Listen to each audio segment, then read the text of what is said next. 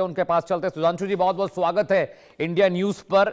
पश्चिम बंगाल में तो कमाल हो गया और आपकी प्रेडिक्शन थी, मुझे याद है आपने कहा था कि पश्चिम बंगाल इस बार कमल खिलने वाला है, लेकिन क्या खिला है कमल? 202 सीटों पर आगे चल रहे रुझानों में आप, सुधांशु जी। देखिए, जो कुछ पश्चिम बंगाल में हुआ है उसको आप ये समझ लीजिए वो भारतीय जनता पार्टी के एक लंबे प्रयास के चलते हुए हुआ है। मैं एक घटना बताना चाहता हूं। 2014 के लोकसभा चुनाव जीतने के बाद, जब ये भाई इको हो रहा, जरा इसको ठीक करवा दीजिएगा। हाँ ठीक है, पीसीआर प्लीज देखिएगा। जिस समय हमारी 282 सीटें आ गई थी और कोई होता तो उसमें बड़ी संतुष्टि का अनुभव करता। और उस समय राजनाथ सिंह जी पार्टी के अध्यक्ष थे और उस समय नई नई सरकार बनी थी। उन्होंने बताया कि जब मोदी जी के साथ मुलाकात हुई तो कोई सेलिब्रेशन नहीं हो रहा था कि हमने स्पष्ट बहुमत पा लिया, 30 साल के बाद क्लियर मेजॉरिटी मिल गई किसी पार्टी को। यह विचार हो रहा था कि 2019 और आगे के वर्षों में किस प्रकार से किन राज्यों में भाजपा को और मजबूत करने के लिए अभी से मेहनत करनी होगी। और उसमें उड़ीसा और बंगाल के बारे में विचार किया गया और वहीं से तय किया गया।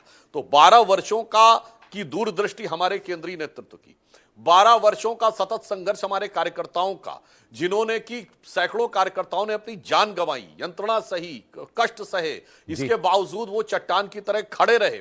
और उसके उपरांत अगर आप देखें तो 2011 के चुनाव में हम अप्रासंगिक दल थे। 2016 में हमें 3 सीटें 10% वोट, 2021 में 77 सीटें 38% वोट। तो उसकी एक स्वाभाविक परिणति इस समय दिखाई पड़ रही है।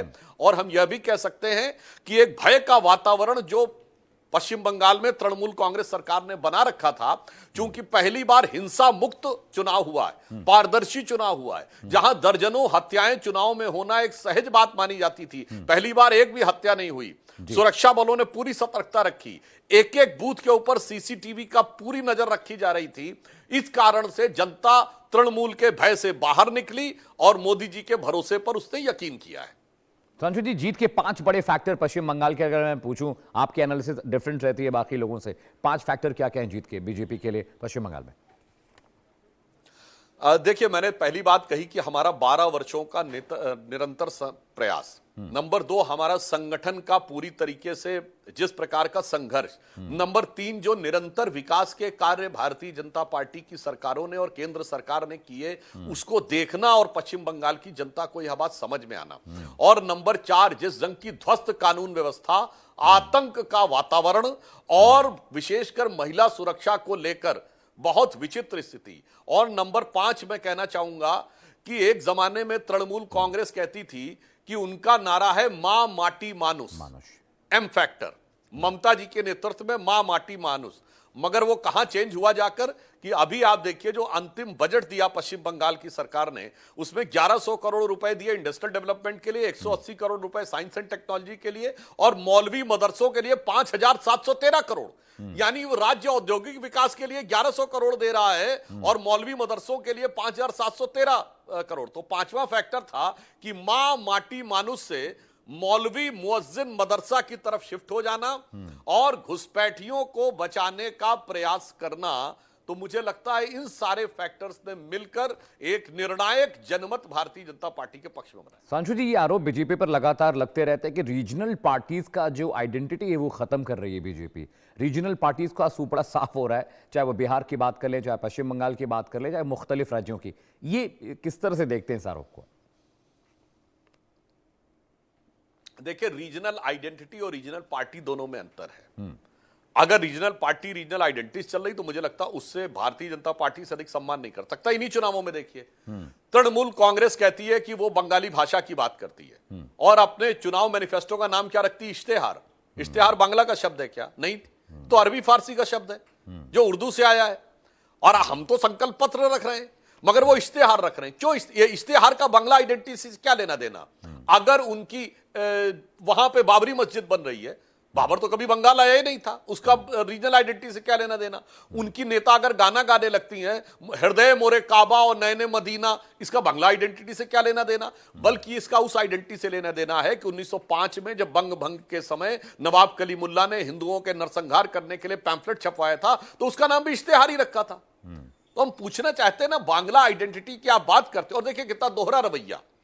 मतलब एक तरफ कहेंगे गुजरात के लोग यहां पे आ रहे हैं, उधर यूसुफ पठान आएंगे जो एक शब्द बंगाली का नहीं बोल सकते और अधीर रंजन चौधरी को हरा देंगे जो 6-7 बार के सांसद हैं। तो इसलिए ये रीजनल आइडेंटिटी की आड़ में कम्युनल आइडेंटिटी बनाने का जो प्रयास होता है, मुझे लगता है अब देश की जनता विवेकपूर्ण ढंग से इस चीज को समझने लगी है। संजू जी, ममता बनर्जी और अभिषेक बैनर्जी दोनों ने यह बयान दिया है कि सेंट्रल फोर्सेस का इस्तेमाल किया गया, सेंट्रल एजेंसी का इस्तेमाल करके बीजेपी ने पश्चिम बंगाल में चुनाव जीतने की कोशिश की है। ममता अभी भी कह रही हैं, कुछ देर पहले का बयान है कि हम जीत कर आ रहे हैं, आखिरी राउंड तक वेट करिए, ये सारे नंबर्स बदल जाएंगे, ये टैलीज मिसमैच हो जाएंगी।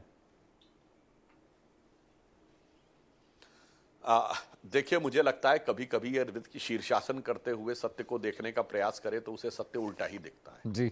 जहां तक सेंट्रल पैरामिलिट्री फोर्सेस की बात है तो मैं इसको और व्यापक रूप देता हूं। आपको क्या पता है कि सेंट्रल पैरामिलिट्री फोर्सेस का यूज भारत के चुनावों में कब से होना शुरू हुआ? 1996 से टीएन शेषन ने इसकी शुरुआत की थी। और जब से सेंट्रल पैरामिलिट्री फोर्सेस का होना शुरू हुआ तब से कांग्रेस को बहुमत मिलना बंद हो गया। जब से सीसीटीवी शुरू हुए कांग्रेस को बहुमत मिलना बंद। जब से मतपेटियां लुटनी बंद हुई, मिलना बंद। जब से बूथ कैप्चरिंग हुई कांग्रेस को बहुमत मिलना बंद। जब से ओपन मीडिया आ गया कांग्रेस को बहुमत मिलना बंद। जब से इंडिपेंडेंट जुडिशरी हो गई कांग्रेस को बहुमत मिलना बंद। तो इसलिए यह समझना चाहिए, और जब से भारत की साक्षरता दर 50% के ऊपर क्रॉस की तब से कांग्रेस को बहुमत मिलना बंद। तो ये फैक्टर बहुत सारे हैं और भारत के इतिहास में पहला मौका होगा जब शांतिपूर्ण चुनाव हो जाएं, हत्याएं ना हो, उससे किसी दल को तकलीफ हो, और जहां बम चलते हो, कट्टे चलते हो, पत्थरबाजी होती हो, सैकड़ों दर्जनों हत्याएं होती हो, सैकड़ों लोग घायल होते हो, वो चुनाव किसी को निष्पक्ष नजर आते हो। तो मुझे लगता है देश की जनता को सोचना चाहिए कि लोकतंत्र में वास्तविक आस्था किसकी है। संशु जी, एक आखिरी सवाल है, मुख्यमंत्री को लेकर बहुत चर्चा हो रही है। ये तो आप लोगों ने कह दिया था कि लोकल जो है, जो मीट मछली मांस खाने वाला जो लोकल है वही मुख्यमंत्री बनेगा। किसके चेहरे पर ये रजामंदी बनती दिख रही है? Who's going to be CM of West Bengal sir? देखिए, गृह मंत्री जी ने बहुत स्पष्ट कहा था जी कि जो बंगाल का मुख्यमंत्री होगा वो भारतीय जनता पार्टी का कार्यकर्ता होगा। वह व्यक्ति होगा जो बंगाल की संस्कृति और भारत के राष्ट्रवाद, मतलब भारत के राष्ट्रवाद के दोनों स्वर, राष्ट्रगीत और राष्ट्रगान इस बंग भूमि से आए हैं। और उस बंग भूमि में राष्ट्रवाद की तरंग आज जो सुनामी का रूप लेके आई है, मुझे लगता है जन भावनाओं के अनुरूप पश्चिम बंगाल के भविष्य को एक नए स्वर्णिम प्रभात की तरफ ले जाने वाला भारतीय जनता पार्टी का एक सक्षम प्रभावी कार्यकर्ता होगा। संशु जी, बहुत बहुत शुक्रिया, थैंक्स फॉर ज्वाइनिंग अस। तो ये संशु त्रिवेदी साहब